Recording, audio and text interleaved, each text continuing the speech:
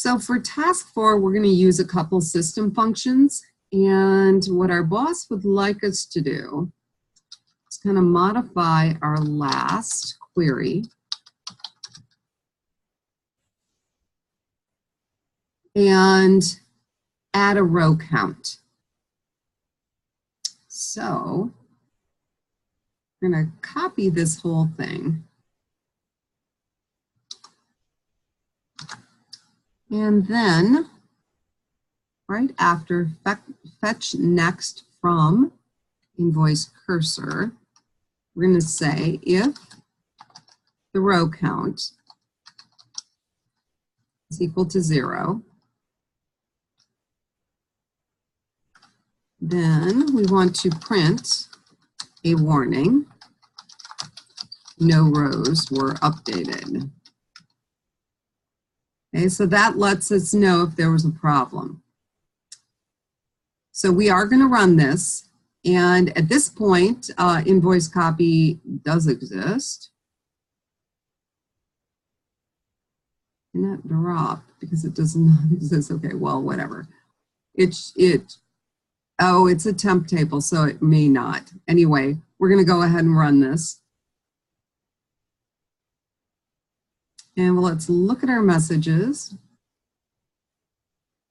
We did not get the error on the table does not exist, so it did drop it. And then it's showing us that we have updates going on. I do not see no rows updated. May have that at the very bottom. Let's take a look. Yes, at the bottom, when it didn't find anything, then it says no rows updated. Otherwise, it was updating rows all along. And we're going to go ahead and move our closing comment. So this row count, just to clarify, row count is a system function. Okay, it's keeping track of that. It's just like fetch status is a system function as well. But it is keeping track of whether or not rows were updated.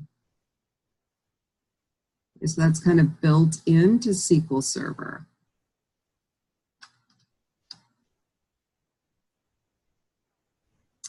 Another little function that is built in is at identity. And we're going to be using that in our next little scenario. So this last scenario, our boss wants us to add records to vendors and invoices in the AP database using the row count and identity system functions. So here is what we are going to do. We have variables we've declared, my identity and my row count, both of them are integer. And we're going to insert into vendors. And here are all of the columns that we're inserting into. And here's the values. And if we want to know what was assigned for the ID, okay, then we are going to retrieve identity and store it. And if we want to ensure that the row was actually added, we can grab the row count and store that. Check to make sure it's a 1. Okay, and then we can go ahead and insert into invoices using the identity. Okay, and then we've got the other values inserted as well. Otherwise, if the row count is 0 and it didn't add the vendor, then we cannot add an invoice for the vendor. Okay. So identity is retrieving the vendor ID, which we do need for the invoice. So we take a look here. So we're working with invoices and vendors. We have to add vendors before we can add an invoice for the vendor. So we've got vendor ID, and that is system generated, okay? So this is going to give us the ID. Okay, so if this was added, then we can go ahead and add an invoice.